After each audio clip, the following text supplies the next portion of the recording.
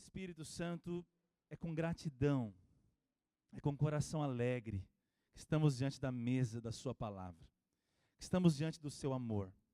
É com coração confiado no seu cuidado, na sua proteção, no seu amor por nós, que estamos aqui, cientes de que o Senhor tem desejo de nos ensinar, de nos orientar, de iluminar o nosso entendimento, de nos edificar. Nós também temos a consciência que a sua palavra é alimento. Não é apenas uma história a ser conhecida, um livro a ser lido, é um pão a ser comido. Nós temos consciência, Pai, que a revelação do Teu Espírito, o Espírito de sabedoria e de conhecimento, tem o poder de nos tirar de um lugar e colocar noutro. Tem o poder de alterar a nossa vida, tem o poder de modificar a nossa estrutura de dentro para fora. A sua palavra nos promete uma transfiguração, uma transformação pela renovação da nossa mente. Não é uma nova informação que vamos receber nessa manhã, é uma nova vida que vamos desfrutar. São novas verdades que vêm nos libertar das velhas mentiras. E é por isso, Espírito Santo, que temos expectativa, sim, que temos esperança, sim, que a tua palavra está alterando, transformando, edificando, potencializando a sua vida em nossa vida e o seu propósito na nossa existência, em nome de Jesus. Quem pode dizer amém bem forte? Amém, obrigado, B. Agora não falei mais nada, grato eu, filho.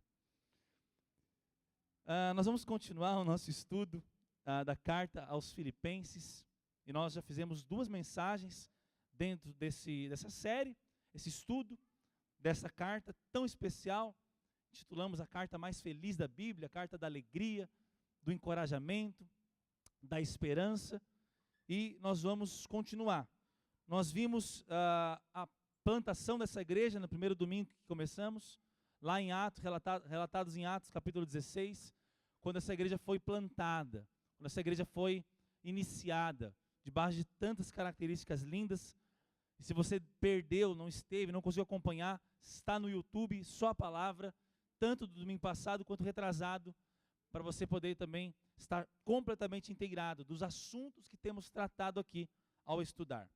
Já na semana passada vimos do primeiro versículo até o versículo 11, até o final do versículo 11. E naquela primeira porção,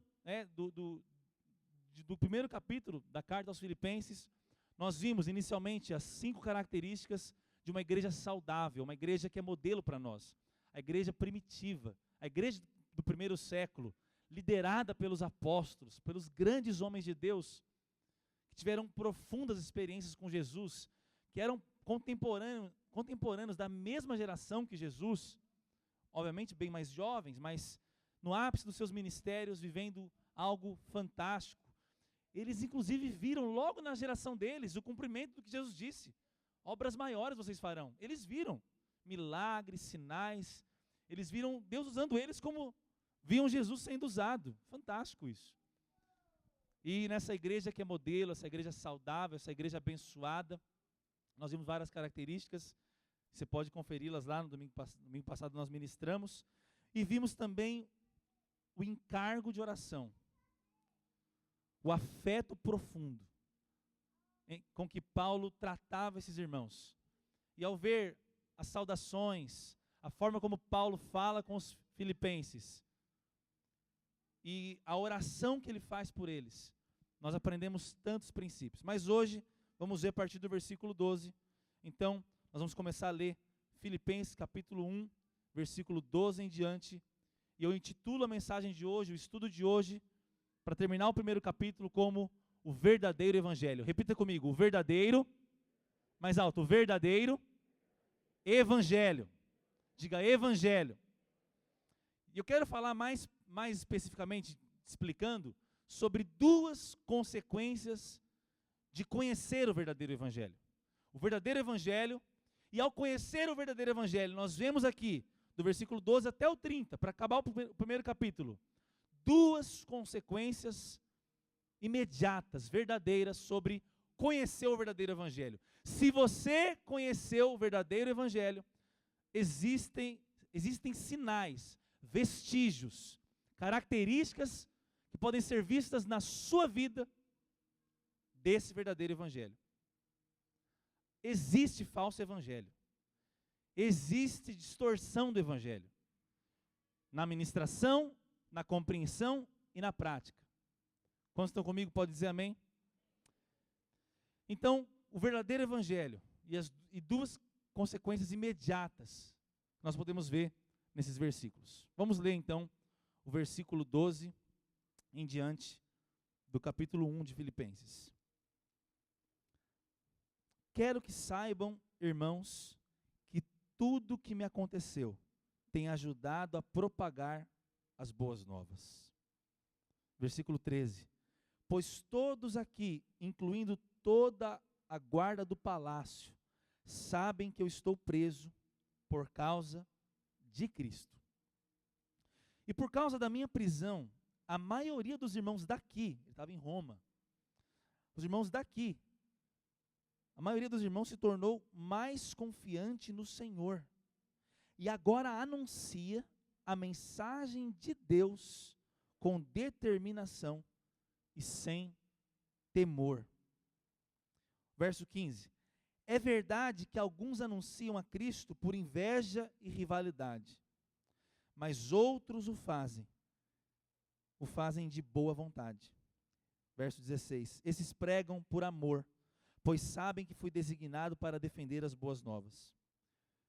Aqueles, no entanto, anunciam a Cristo por ambição egoísta, não com sinceridade, mas com o objetivo de aumentar o meu sofrimento enquanto estou preso. Mas nada disso importa. Sejam as motivações deles falsas, sejam verdadeiras, a mensagem a respeito de Cristo está sendo anunciada. E isso me alegra, e continuarei a me alegrar. Vamos só até o verso 18. Aqui, Paulo, após mostrar pelo que ele orava aos irmãos, que nós vimos semana passada, demonstrar o afeto, a saudade, o encargo que ele tinha pela igreja, o apóstolo Paulo agora, ele vai relatar o que ele está passando de fato. Mas ele tem em vista que ele está querendo encorajar os irmãos lá em Filipos. Pense, Paulo está sendo perseguido, está preso, provavelmente correndo o risco de ser sentenciado à morte pelo Império Romano. E lá em Filipos, longe de onde Paulo estava, esses irmãos que iriam receber essa carta, também estavam correndo o mesmo risco. Também viviam um tempo de perseguição. Também viviam um tempo de hostilidade por parte da população. Eles eram caluniados, a igreja de Cristo do primeiro século, eles eram muito caluniados também. Eles eram denunciados, eram caluniados, eles eram de forma injusta, lançados em cárceres, sofriam repressões. Então Paulo, ele precisa trazer um prisma do verdadeiro evangelho, porque Paulo ama essa igreja, ama esses irmãos. Essa carta vai ser poderosa em elementos que nos encorajam em qualquer circunstância, mas o início dela, ainda é o primeiro capítulo que estamos estudando. Paulo tem que ser honesto, tem que ser real. Inclusive ele sabe que os irmãos sabem que ele está preso. Ele sabe que, inclusive, o que ele pode falar aqui pode desencorajar esses irmãos a pregar o evangelho e levá-los a se esconderem do império, das autoridades públicas, e levá-los a se intimidarem. Mas ele sabe também que, dependendo do que ele falar, relatar e pregar para esse povo através dessa carta, esses irmãos podem ser mais ousados ainda, mais confiantes ainda, mais evangelísticos ainda no seu modo de viver e ser igreja. E isso vai produzir o progresso do evangelho. Os sofrimentos que Paulo vinha enfrentando estavam contribuindo para o avanço do evangelho. É a primeira coisa que Paulo deixa claro. E isso significa o quê? Mesmo diante de um contexto em que o poder público vigente da época entende que Paulo é uma ameaça para a vida normal da cidade, do lugar que ele estava, e ele está encerrado num cárcere, ele está dizendo, esse tipo de problema não impede o progresso do evangelho. O que é o progresso do evangelho? O avanço do evangelho, o progresso do evangelho é nada mais, nada menos que pessoas acreditando em Jesus, sendo redimidas dos seus pecados, da sua velha vida, e agora vivendo vida cristã, mesmo em perseguição. O progresso do evangelho é Cristo sendo mais honrado, mais glorificado, mais exaltado. O progresso do evangelho é a palavra de Cristo podendo alcançar mais pessoas. transformar mais pessoas. E progresso do evangelho é o que estava na lista de prioridades de alguém que conheceu o verdadeiro evangelho. É interessante porque nem toda perseguição que recebemos é por causa do evangelho. Eu lembro de uma vez, eu tinha 19 anos, o Lipe tá aí, vai lembrar bem dessa época, meu irmão, e eu servi o exército brasileiro. E naquele período de serviço, eu já trabalhava numa empresa e fazia faculdade, as duas coisas eu tive que paralisar. O exército e as suas autoridades não se compadeceram quando eu mostrei que, né, tinha um trabalho, tinha uma faculdade, mesmo assim eu servi, e foi muito bom para mim. E eu, sendo um bom soldado, vivendo ali tranquilamente, né, fiz alguns cursos dentro do próprio exército, me especializando em algumas áreas, área de resgate e tudo mais ali, muito legal, muita coisa legal. Mas chegou um momento, né, eu entrei ali no início do ano, chegou um momento em setembro, lá perto do 7 de setembro, né, um dia em que todo o exército faz grande comemoração, grandes eventos no AMB, em tantos lugares do país, exposições na semana que antecede, em shoppings. E aí, né, as escalas, elas ficam mais tensas, você acaba trabalhando todo dia, você vira à noite 3 vezes por semana. E era justamente a data de uma conferência que eu ia todo ano, uma conferência lá em Goiânia, estádio com milhares de jovens. E aí eu fui avisando com antecedência os meus superiores. Olha, eu trabalhei a semana inteira, todos os dias na escala, nem poderia fazer, eu fui trocando na exposição no shopping para não precisar ir no 7 de setembro, fim de semana, lá no AMB.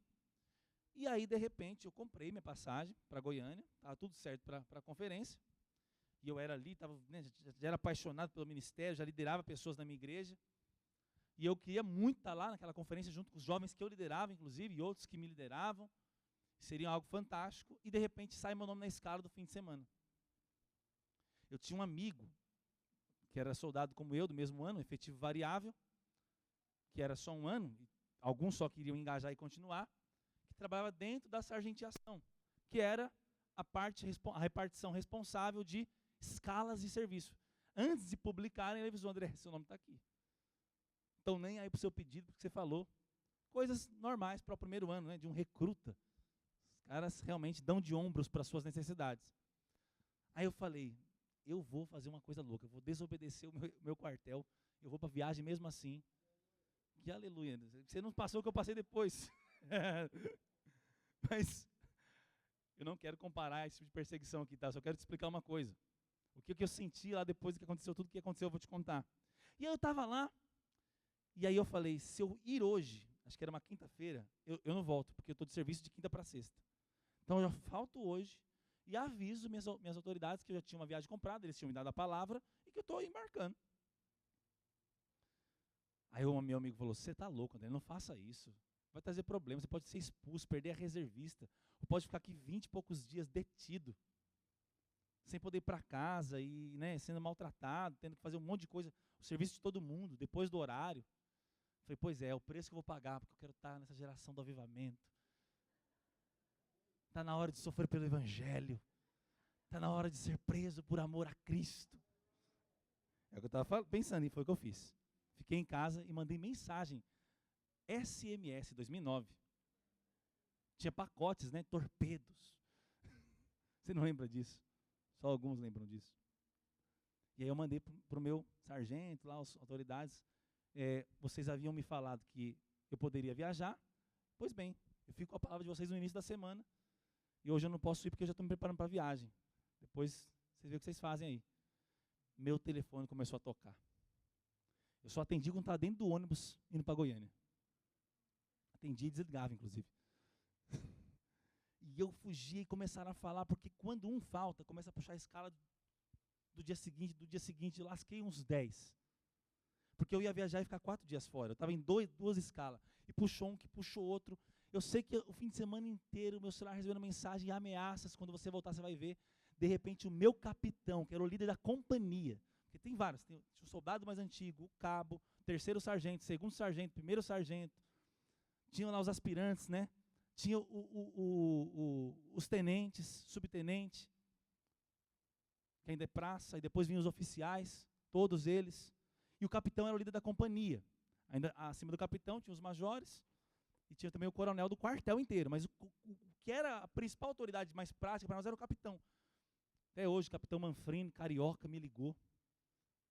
Soldado, tu tá maluco, soldado? Tu tá maluco, tu tá com o diabo no corpo. Falei, pelo contrário, estou com o Espírito de Deus aqui indo para uma conferência. Aí eu expliquei para ele, ele falou, soldado, eu estou te dando uma ordem, você precisa voltar. Falei, capitão, mas é o seguinte, eu não estou te pedindo, eu estou te avisando. Essas palavras foram usadas contra mim depois. Para quem já serviu o exército? Levanta a mão. Imagina o soldadinho, recruta, falando para o capitão, eu não estou te pedindo, eu estou te avisando. Muito doido. Aí eu fui, né? Acusação zero. Preparado. Aí eu falei, capitão, eu estou preparado, eu não quero me esquivar, essa é a verdade. Falei tudo que estava acontecendo, falei tudo, fui 100% transparente. Só que os caras dentro da sargentiação que fazem as escalas, o cabo, o sargento, ficaram doidos. Ficaram muito bravos comigo, com raiva de mim. Só que para os soldados que sempre quiseram fazer isso e nunca tiveram coragem, eu virei um herói no quartel. Um herói no quartel dos plebeus. A classe trabalhadora, a classe chão de fábrica, chão de quartel, ganhou um novo líder sindicalista naquele dia. Quase virei o Lula ali. Xarabalabara. Brincadeiras à parte, quando eu voltei de viagem e eu apareci na segunda-feira, foi uma cena fantástica. Alguns felizaços, meu novo herói, André, você é muito louco, moleque, você é zica demais. E alguns com uma raiva, com ódio de mim. E aí eu fiquei 20 dias punido, detido. Tive a experiência de receber meus pais me visitando com traquinas, com suco. E eu com aquele uniforme de detido, dentro do quartel. Me senti um bandido. Por causa do evangelho. Aí eu me lasquei demais, porque justamente os caras deixaram para cortar as árvores, Evandro, do quartel. Na época eu estava preso. Então vi os bombeiros, passava a serra nas árvores, e eu carregando sozinho os troncos de árvore.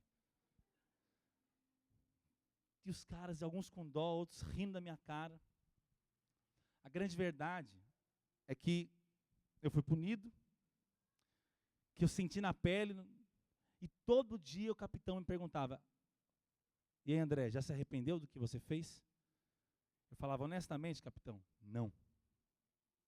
Todo dia, ou ele ou o sargento, e aí André, mais um dia detido, hein? Todo mundo indo embora. Todo dia eu via todo mundo indo para casa e eu dando tchau para a galera. E lavava as panelas dos caras, lavava o banheiro de 30 soldados, sozinho. Meu Deus, vou nem contar detalhes aqui. Amém. Mas onde eu quero chegar? Por que eu não me arrependia? Porque eu estava muito consciente quando eu fiz. E eu achava que eu estava certo, eu tinha que ser punido mesmo. Era ruim estar punido, eu não estava feliz por estar punido, mas eu calculei esse preço. Embora pareceu a mim mais pesado do que eu imaginei que podia suportar, estava tudo ok. Isso não era perseguição por causa do evangelho. Mas era, por que eu estou dizendo essa história? Porque foi uma consequência que eu tive, baseada nas leis do lugar que eu trabalhava, de algo que eu avaliei, concordo, mas de que eu pensei, quartel é 1 ano. Ficar punido é um momento. Mas eu reconheço que isso que eu estou indo fazer em outro estado tem a ver com algo da minha vida toda, meu chamado pastoral, meu propósito. Eu acho que eu não estou errado porque eles tinham me prometido, mas eles também não estão errados de me punir porque eles avisaram que eles não iam cumprir a promessa. E exatamente a consciência de que eu estou fazendo algo pelo qual eu vou viver a minha vida toda, e depois dela, que faz com que um cristão não supervalorize qualquer consequência que ele possa ter na terra, em virtude da sua fé. Quantos conseguem compreender isso? Diga amém bem forte. Os sofrimentos que Paulo tinha, não foram preservados e poupados por Deus. Deus não preservou Paulo de ser preso, nenhuma vez. Deus não preservou Paulo. Eu lembro quando estava fazendo isso, alguém profetizou, eu profetizei, você vai conseguir viajar, e quando você voltar, você não vai ser punido. Eu já era bíblico, então eu ficava pensando, não tem nenhuma promessa que eu não vou ser punido. Eu desobedeci. Quando eu olho para os homens de Deus, eles não foram poupados das consequências de irem contra as autoridades. Mas isso não significa que Deus não estava com eles. É como nós começamos falando lá no início do estudo.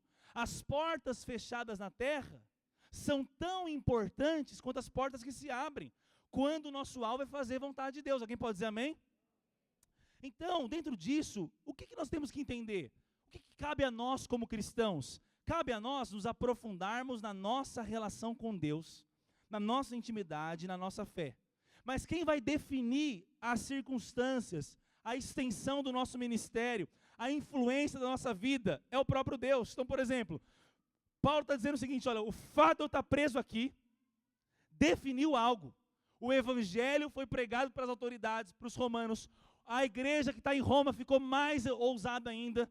Então, Paulo estava sendo restrito, mas o evangelho estava sendo potencializado. Diga aleluia. Agora, por que nós temos tanto medo de termos consequências desconfortáveis? E ficamos mais tristes com desconforto do que felizes com o progresso do evangelho. Porque a nossa forma de ver evangelho, de conhecer evangelho e de entender vida cristã está equivocada. Está baseada no meu bel prazer, no meu bem-estar e não no progresso do evangelho. O ministério de Paulo ganhou expansão, ganhou impacto mesmo através da sua perseguição, da sua prisão. Então, o progresso do evangelho é mais importante que o nosso bem-estar. Isso significa, então, que pessoas redimidas do pecado, Jesus sendo glorificado e adorado, tem que ser motivo de alegria para nós, mesmo que estejamos em circunstâncias desfavoráveis. Agora eu penso, vamos entender isso, o que leva Paulo? O que leva Paulo a associar felicidade ao progresso do evangelho em detrimento, ou seja, contra o seu bem-estar? O que leva um homem estudado, outrora já religioso, com uma vida feita, associar satisfação, felicidade, prazer, de viver, motivo de cantar uma bela canção, o progresso do evangelho, mesmo custando a sua própria liberdade, a sua própria vida. Mais importante que qualquer liberdade, direito fundamental, coisas legítimas na terra que eu posso viver, deve estar em nosso radar de prioridade, na nossa lista de vida, como alegria, como motivo de felicidade, o progresso do evangelho. Um cristão que acabou de se converter sabe o que eu estou falando, mas às vezes um cristão com 10 anos de convertido deixou de descobrir, ou de estar consciente disso. Ele se embriagou com a própria vida, ele inverteu a posição com Deus, é Deus agora em favor dele. Embora Deus, Ele nos serve, Ele nos favorece, Ele nos abençoa. Nós vimos lá vendo nos primeiros versículos do capítulo 1, a comunidade igreja é a comunidade dos servos, dos escravos de Cristo. E isso é nova aliança, isso é evangelho. Gente, um homem que estava privado de ir e vir, privado do céu azul, privado do calor do sol, está dizendo que se sente feliz, porque tem pessoas conhecendo Jesus através da sua privação. O quanto isso, não sei se você consegue entender, o quanto isso é valioso. Alguém privado de ver o céu a hora que quer. Lá em casa, a Ana é testemunha. Se eu vejo alguma janela fechada, eu já vou abrindo as janelas, né, filha? Porque eu gosto de ver o céu, o sol, quero ver a coisa entrando, quero ali dentro da casa. Eu amo a liberdade, eu amo ampliar o horizonte. Quem que não gosta de viajar e ver o mar? Quem que ama isso aqui? Levanta a mão. Quem ama uma bela paisagem? Quando você está na estrada vendo aquelas montanhas. Como é bom poder comer o que quer na hora que quer. Como é bom poder vestir o que quer vestir. Uma prisão significa a destruição de todos os privilégios e liberdades que um ser humano merece, por ser ser humano. Mas isso é motivo de felicidade, de satisfação.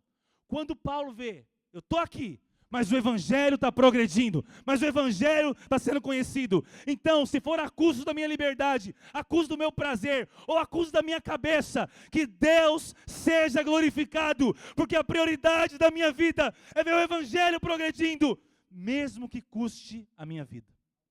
Diga aleluia mais forte. Isso é maravilhoso, isso é próprio de um verdadeiro cristão. Ele via a própria vida a partir do Evangelho. Ele via os próprios sonhos a partir dos sonhos de Deus. Em outras palavras, o que eu não aceito é que a minha vida traga obstáculo ao Evangelho. O que eu não aceito é que a minha vida, a minha mensagem, obstrua, atrapalhe pessoas de conhecerem. Ei, quem não se importa com o que está mostrando nas redes sociais, se isso está escandalizando, obstruindo, nem sabe o que é Evangelho ainda. Quem não se importa com o que fala, as escolhas que faz, o Evangelho é a coisa menos importante para ele. Quando nós somos cristãos, essa palavra foi dita pela primeira vez associando-nos a Cristo. Deus confiou o nome. Você não dá um cheque não preenchido, só assinado, cheque em branco, colocando o seu nome e os seus recursos em risco para qualquer um. Você não empresta seu nome como fiador para qualquer um. Jesus nos confiou o nome do Santo, o nome imaculado, como cristãos. O que eu não quero, o que é triste para mim, não é estar preso ou livre, é ser um obstáculo para que pessoas conheçam a Deus e amem a Deus, ou creiam em Deus. É quando o Evangelho, a mensagem de Deus aos homens, o Cristo morto pelos nossos pecados, mas ressuscitado em glória, aleluia, é a nossa vida. Todas as decisões dele, então, estão condicionadas pelo propósito maior da sua existência, que é o progresso do Evangelho. Isso nos demonstra o tamanho do Evangelho. O Evangelho não é grande, o Evangelho é gigante. Entende? Isso nos mostra a glória do Evangelho. Isso nos mostra a sublimidade do Evangelho. Muito mais importante dos países que eu um dia vou visitar, os restaurantes que eu vou comer, as roupas que eu irei vestir, as supostas pessoas famosas que eu quero conhecer, eu posso vir a conhecer, o reconhecimento profissional que é tão bom, que eu terei ou que eu busco ter, o carro que eu vou dirigir, poder fazer uma selfie mostrando todo o seu luxo, e eu vou poder colocar minha família. Nada disso se compara a ver o progresso do Evangelho. Digo mais, se o preço para que o progresso do Evangelho seja não ter nada dessas coisas lindas que eu acabei de mencionar, que assim seja, mas que o Evangelho floresça, avance, cresça, e que eu não seja obstáculo, que eu seja alavanca. E que eu, entende? Isso é maravilhoso. Então, Paulo vai dizer que ele estava incumbido, atarefado com a defesa desse Evangelho. Então, amar o progresso do Evangelho e trabalhar para que isso aconteça não é o hobby de um cristão, é a incumbência de um cristão. Não é o nosso hobby pregar o Evangelho, é a nossa tarefa dada por Deus. Não é o nosso lifestyle legal, nosso lifestyle nice, cool, atrativo, falar de Jesus. Porque quando se torna legal, inclusive a motivação, para falar sobre as motivações daqui a pouco, pode ser só os aplausos, inclusive. Então, mesmo que custe a liberdade, mesmo que custe o conforto, mesmo que custe a reputação, é a nossa vida. Então, conhecer o verdadeiro Evangelho nos leva a estimar essa mensagem. Estimar, ou seja, colocar num grau mais alto de afeto, honra, prioridade na nossa vida e defender. Conhecer o verdadeiro Evangelho, essa é a primeira consequência. Eu falei que vai ter duas hoje. É defender e estimar essa mensagem acima da própria vida. Por que Paulo, então faz isso? Porque ele foi conquistado. Ele fala, eu quero conquistar aquilo pelo qual fui conquistado. Se você não foi conquistado pelo Evangelho, você não conheceu o Evangelho. E provavelmente você não nasceu de novo. E a gente tem que conviver com a inconveniente realidade de que toda a igreja tem pessoas que a frequentam e que não nasceram de novo. E as evidências têm tudo a ver com isso. Em que grau está, em que prateleira está na minha vida, nos meus planos, o que não abro mão, na forma que eu me organizo financeiramente, na forma que eu me organizo no meu tempo, na forma que eu organizo as minhas escolhas. O evangelho é ralé, o evangelho é tapete para eu pisar, ou é Deus para eu adorar? E é duro isso, porque é um preso falando isso, por causa disso. Não é alguém com uma teoria. A minha história é muito fraca, a minha história é, num período com 19 anos, é a coisa mais próxima que eu consigo achar na minha vida disso. Entende? Podia contar outros casos em relação à família, perseguição, mas preferi não. Mas você sabe, é tão pouco ainda. Aí você acha que está fazendo demais, porque teve que acordar cedo de domingo. E talvez alguém hoje tinha inscrição feita e olhou para o relógio e falou, ah não, domingo, acordar 8 horas para se arrumar para chegar 10 na igreja é demais. Imagina esse cara chegando no céu com esse discurso. Se você acha que você descobriu o que é bullying na terra, esse cara merece um bullying lá no céu. Não sabe o que é de fato o privilégio de ter Cristo como o algo mais importante. Quando nós defendemos o evangelho, então quando nós cooperamos com o progresso do evangelho? De duas formas. Para cumprir esse primeiro princípio, quem conhece o evangelho estima e defende ele. Como? De duas formas. Primeiro, eu defendo o evangelho e o estimo quando eu não aceito outra mensagem que se coloca como o evangelho. Eu aceito que o mundo pregue o que ele quer, a ideologia que ele quer, a vida que ele quer. Mas quando ele fala que tal coisa que não é o evangelho, eu preciso me posicionar. Seja barateando ou de forma legalista, atrapalhando. Se algo não é evangelho, o que é o evangelho? Nós conhecemos muito mais fácil de explicar a carta de apresentação do evangelho, que é João 3,16. Mas o evangelho, de forma completa, é o resumo de toda a narrativa bíblica em prol do plano de redenção, que passa pelo homem ser um pecador que está indo para o inferno, e que vai fornecer a esse pecador sucumbindo, afundando no pecado, vai propor a ele uma esperança, uma mão estendida de um Deus que veio resgatá-lo. Alguém pode dizer amém? Mas qualquer coisa que se coloque como evangelho, que quer tirar ou acrescentar algo é mortal. É briga para entrar. As brigas que Paulo entra não é por questões pequenas de teologia, é por questões centrais. Questões centrais. Uma doutrina corrompida é um obstáculo para o progresso do evangelho. Se progresso do evangelho é prioridade para mim, o que é obstáculo é meu inimigo.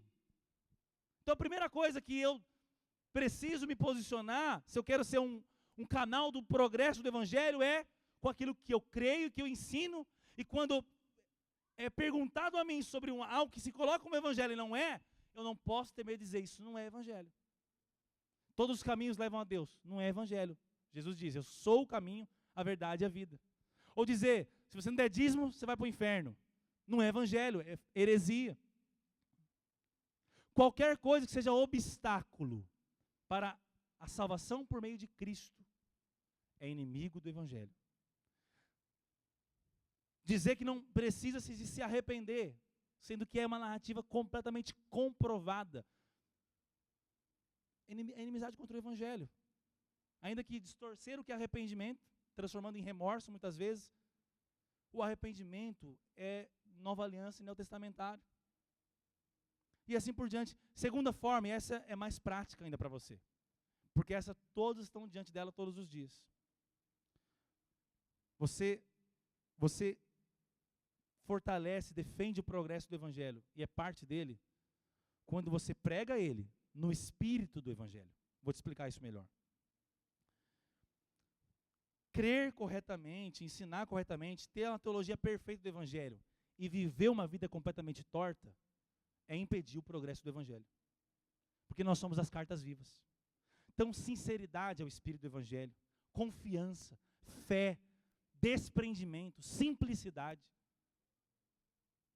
Minha vida como sacrifício vivo para adorar a Deus. Tudo isso é parte importante na pregação do Evangelho. Alguém pode dizer amém sobre isso? Então, não é simplesmente falar a verdade, é viver a verdade. Assim como o liberalismo teológico descaracteriza o Evangelho, o liberalismo teológico, uma teologia completamente descomprometida com os valores cristãos, o legalismo religioso também descaracteriza o Evangelho. Tudo isso que pode descaracterizar o Evangelho, eu preciso lançar fora da minha vida. Só que ainda que eu pregue certinho, e minha cartilha esteja certinha, se a minha forma de viver é completamente incoerente com a mensagem, se o Evangelho que eu uso, os versículos, é suporte para eu pecar, é suporte para uma vida rasa, é suporte para me comparar, é suporte para brigar, deixa eu te falar, isso não é Evangelho. Isso é obstáculo para o Evangelho. Você vê, o diabo usou a própria Bíblia para descaracterizar a Bíblia e o Evangelho. Mas Jesus não lançou fora a Bíblia da conversa, só porque o diabo usou a Bíblia. É com a própria Bíblia que ele refuta o diabo, lá em Mateus 4. Onde eu quero chegar? Não é só sobre o primeiro ponto, de não aceitar um falso evangelho. É mesmo que você creia num verdadeiro evangelho, não abrir mão de que ele seja a sua vida, não só a sua mensagem. Alguém pode dizer amém sobre isso? O que Paulo está dizendo em outras palavras é isso. Nós temos um compromisso com avançar esse reino, avançar esse evangelho, e esse progresso vai transformar pessoas. Será que nós temos tido compromisso com a defesa do evangelho nesses dois pontos? E não aceitar o falso evangelho? E não aceitar com que a minha vida não seja alterada e possa demonstrar Cristo? E o perfume de Cristo? Será que pelo menos você não pensa duas vezes antes do que você fala, o que você crê, o que você mostra? Pelo menos duas vezes, pensando na imagem de Cristo. Porque não será contado como inocente os que desprezam o nome de Cristo. Os que calcam com os pés o Filho de Deus, como diz Hebreus. Há um tribunal de Cristo para os crentes, inclusive, de galardão ou disciplina. E nós não podemos viver a vida cristã dando de ombros para uma grande realidade. Aquele dia, com D maiúsculo, que vamos prestar contas. Quem que compreende o que eu estou dizendo pode dizer amém. Esse é o estudo de Filipenses, e Paulo, embora ame esse povo, vai encorajar esse povo, ele dá um grande testemunho, dá um grande sinal do que é de fato ser um cristão. Por isso que é disso que ele está tratando. Isso é poderoso. Agora, a partir do versículo 19, nós vamos ver a segunda consequência, rapidamente, de crer no verdadeiro evangelho, que é viver sem medo do futuro. Olha só, versículo 19 em diante. Pois sei que com as suas orações e o auxílio do Espírito de Jesus Cristo, isso resultará em minha libertação. Em minha libertação. Aí ele continua no verso 20. Minha grande expectativa e esperança é que eu jamais seja envergonhado, mas que continue a trabalhar corajosamente, como sempre fiz, de modo que Cristo seja honrado por meu intermédio, quer eu viva, quer eu morra. Pois para mim o viver é Cristo, e o morrer é lucro. Mas se eu continuar vivo, eu posso trabalhar e produzir fruto para Cristo. Você consegue entrar aqui no coração e na mente de Paulo, junto com como eu estou entendendo aqui? Entra na mente de Paulo aqui, no coração dele ao escrever isso. Se eu continuar vivo, eu posso trabalhar e produzir fruto para Cristo. Olha qual que é a única razão de estar vivo para Ele. Na verdade, eu não sei o que eu escolher, olha o dilema que ele está. Eu estou dividido entre os dois desejos. Eu quero partir e estar com Cristo, o que me seria muitíssimo melhor. Contudo, por causa de vocês, é mais importante que eu continue a viver. Ciente disso, eu estou certo de que continuarei vivo para ajudar todos vocês a crescer na fé e experimentar a alegria que ela traz. Alguém pode dizer aleluia? E quando eu voltar, terão ainda mais motivos para se orgulhar em Cristo Jesus, pelo que Ele tem feito por meu intermédio. Paulo consegue olhar para o passado dele, ver as perseguições, os problemas e não sentir amargura. Será que todo cristão consegue olhar para o passado E tem coisas que não foram feitas, tem orações que não foram respondidas do jeito que você queria, tem pecados que ainda não foram superados, tem frustrações, tem marcas de frustrações e de erros de pessoas. Ele conseguia sempre olhar para o passado e não ter amargura. Ele conseguia ver Cristo. Ele olhava para o presente e ele tinha alegria, mesmo privado de tudo que eu já falei aqui na pregação de hoje. Ele olhava para o passado sem amargura, para o presente com alegria, sem tristeza, mas ele olhava para o futuro com uma gloriosa certeza de esperança. Até a morte é lucro, mas enquanto eu estou aqui eu quero ser um canal de Cristo. É o que ele está dizendo. Ele está dizendo, em outras palavras, o fim da linha não é amedrontador. O martírio não é o fim da linha é depois do martírio, é o glorioso fato de estar na glória. A morte não é a derrota, mas na verdade é o triunfo de morrer em Cristo. Morrer para Ele não é ir para um túmulo frio e sem sentido. Morrer para Ele é ir para o sol da justiça, no colo do Salvador, e viver a promessa verdadeira do paraíso. Olha que algo maravilhoso. Quando um cristão olha para o passado, ele não deve sentir amargura, como José, que conseguiu perdoar os irmãos, entender Deus em tudo e governar. Quando um cristão olha para o presente, não importa a aparente situação, é a alegria que ele sente. Mas quando ele olha para o futuro, é certeza de glória, é pura esperança que ele tem que enxergar. E é o que Paulo está demonstrando para esses irmãos que estavam sendo perseguidos. No versículo 19 mostra que ele não é estoico ou masoquista, ele é cristão. Em outras palavras, ele aguarda ser livre da prisão. Ele quer ser livre da prisão. Ele não tem prazer em apanhar na prisão, em ficar preso. Ele não tem prazer em não poder olhar o céu a hora que quer. Ele está passando por tudo isso, não porque isso é gostoso, ou porque ele gosta. Cristão não tem prazer no sofrimento. Cristão tem prazer em Deus, mesmo no sofrimento. É completamente diferente. Ele está dizendo, olha, inclusive ele tem certeza de que vai sair da prisão. O fato de amar o evangelho progredindo na prisão, não significa não querer sair da prisão. Não estou dizendo você amar a escassez, a circunstância difícil, a doença, eu odeio tudo isso. Mas se tudo isso está fazendo com que o evangelho progrida, eu fico feliz pelo evangelho, mas eu continuo pedindo oração para sair disso. Então não tenha medo de ser sincero diante de Deus. Ninguém quer ser pobre a vida inteira, ninguém quer acabar numa cadeira de rodas, ninguém quer viver uma vida medíocre, talvez em tantos aspectos. Nós não queremos mesmo isso, e Deus não tem isso para nós. Mas nessa vida, em vários momentos, é isso que nos acomete. Isso não compromete a nossa alegria em Cristo, mas também não nos impede de pedir a libertação. No verso 19, ele vai dizer, olha, eu sei que com as suas orações e o auxílio de Jesus, isso resultará em minha libertação. Deixa o 19 aqui projetado. Já está. A projeção é perfeita hoje, né? A Isa, querida Isa, é demais. Olha que interessante. Paulo acredita, falamos disso semana passada, mas eu quero só lembrar de novo. Porque Paulo tem certeza que mesmo uma prisão fria, cheia de homens maus querendo a sua morte, ele vai sair. Primeiro, ele acredita no poder da oração. Ele não é alguém que pede oração por jargão ou que ora por jargão, ele acredita. Ele fala, eu tenho certeza que eu vou sair porque vocês estão orando. Paulo sabe, ele é o maior teólogo da história do cristianismo. Quem é o maior teólogo do cristianismo? Não é nenhum que você possa comprar um livro. É um que já escreveu os livros. Paulo foi o maior teólogo, porque ele foi movido pelo Espírito Santo. E esse maior teólogo acredita inquestionavelmente no poder da intervenção divina através da oração dos santos. Não é que eu vou orar para me conformar, não, eu vou orar para mudar a situação. Ele sabe que a oração vai fazer a cabeça abrir, e ele não morreu nessa prisão. Realmente se cumpriu a certeza dele. Olha que coisa fantástica. Ele acreditava plenamente. Paulo jamais renunciou à oração em qualquer situação. As intervenções de Deus sempre acontecem através das orações da igreja. Altar e trono estão conectados diante de Deus. O incenso que sobe do altar move o trono que transforma a terra. Existe conexão entre o altar e o trono. O socorro do trono sempre é uma resposta ao incenso do altar. Mas ele também acreditava por causa da provisão de Cristo. Porque, em outras palavras, ele colocava a oração da igreja e a provisão de Cristo. Por que ele coloca essas duas coisas?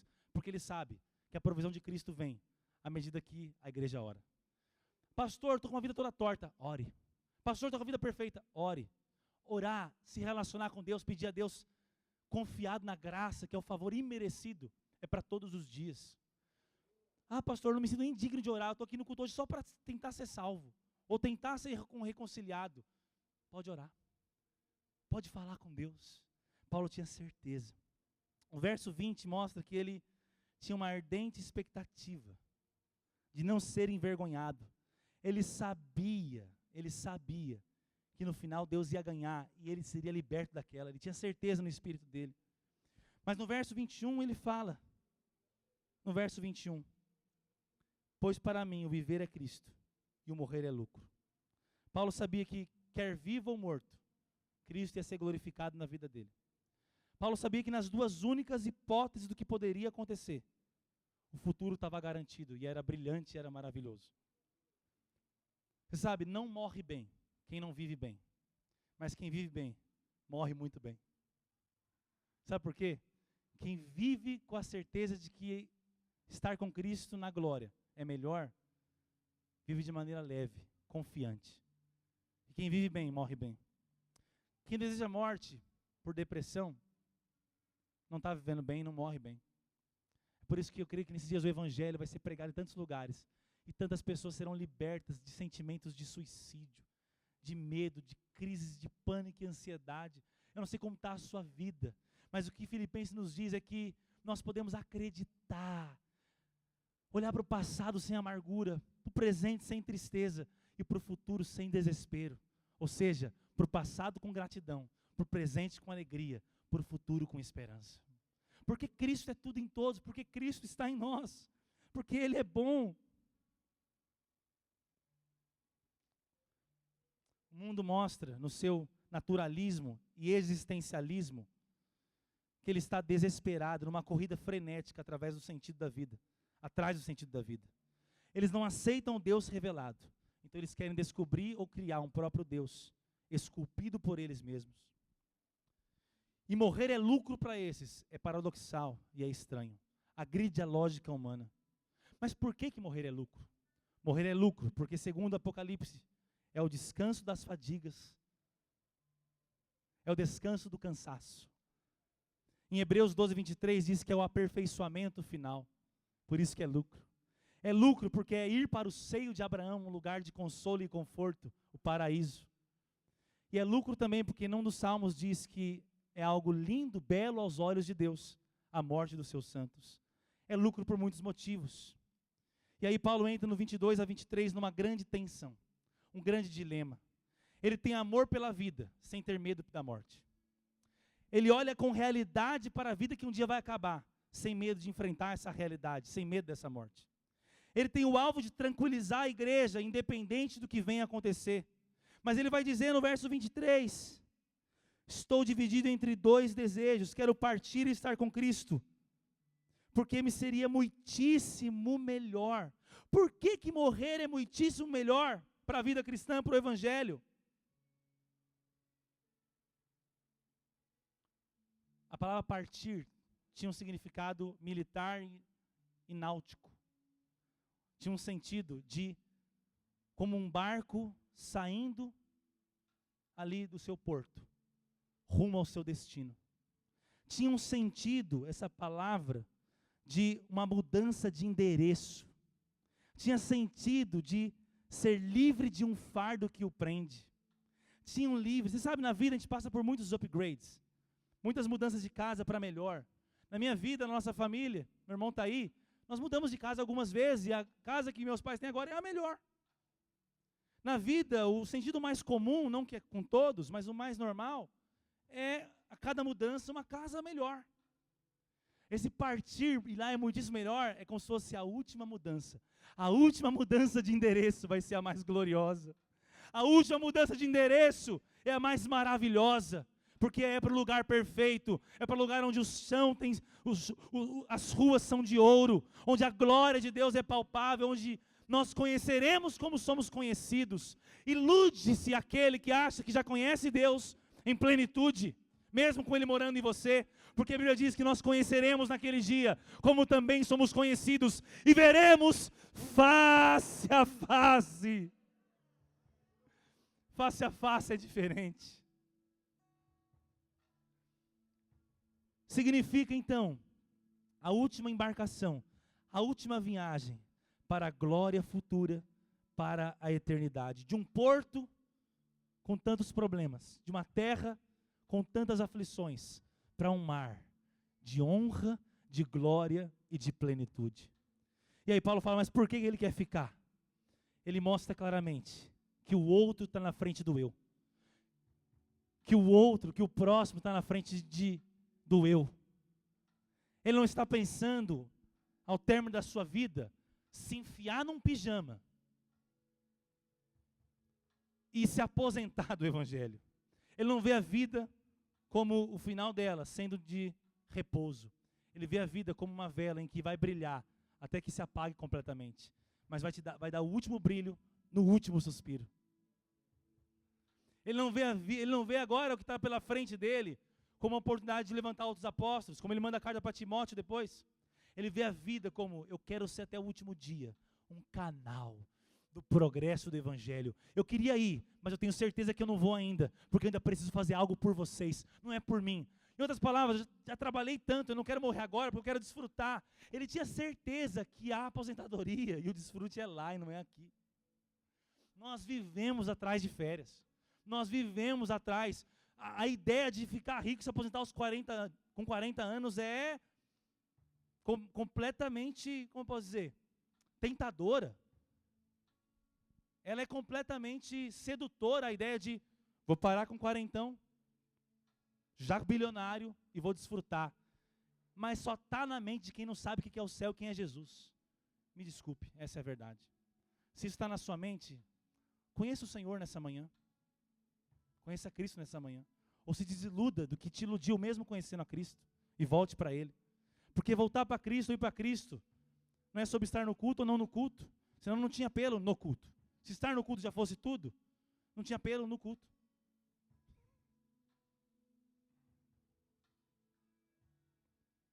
E por fim, ele vai dizer do 27 a 30, para encerrarmos.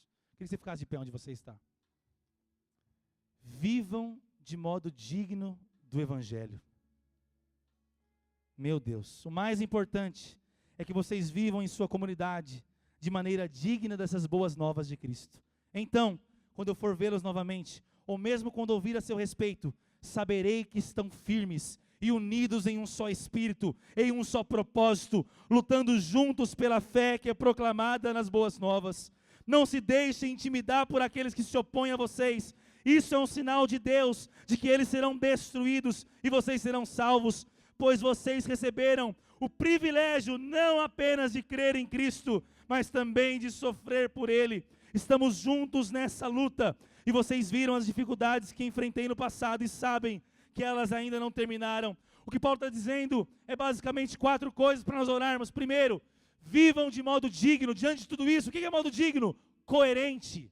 Ele encoraja a igreja a isso. Um povo que tem a verdade deve viver cuidadosamente na verdade. Se nós somos o povo que tem a verdade sobre nós, então ajuste a sua vida nessa verdade.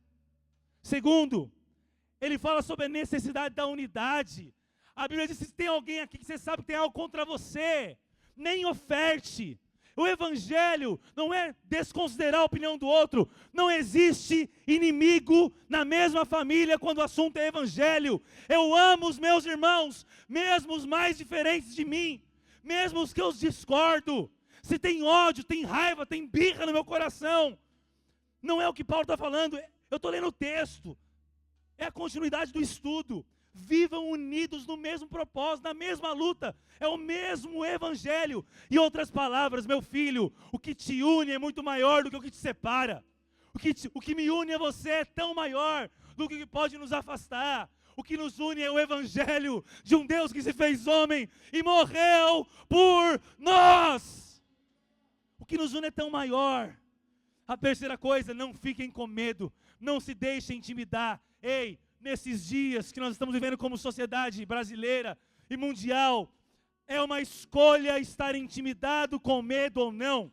Paulo está dizendo, não se intimide. É uma escolha. É uma escolha viver corajosamente ou amedrontadamente. Eu não me refiro a desconsiderar a prudência. Não tem nada a ver com relação ao vírus. Eu estou falando sobre a fé, sobre o evangelho, sobre viver para Cristo, sobre não olhar para trás com a mão no arado, sobre amar o que Deus ama. Claro, você vai discernir os tempos da sua vida. É claro, você pode ter temporadas em que você vai ajustar seus barcos. Isso não é retrocesso, isso é percepção de tempos.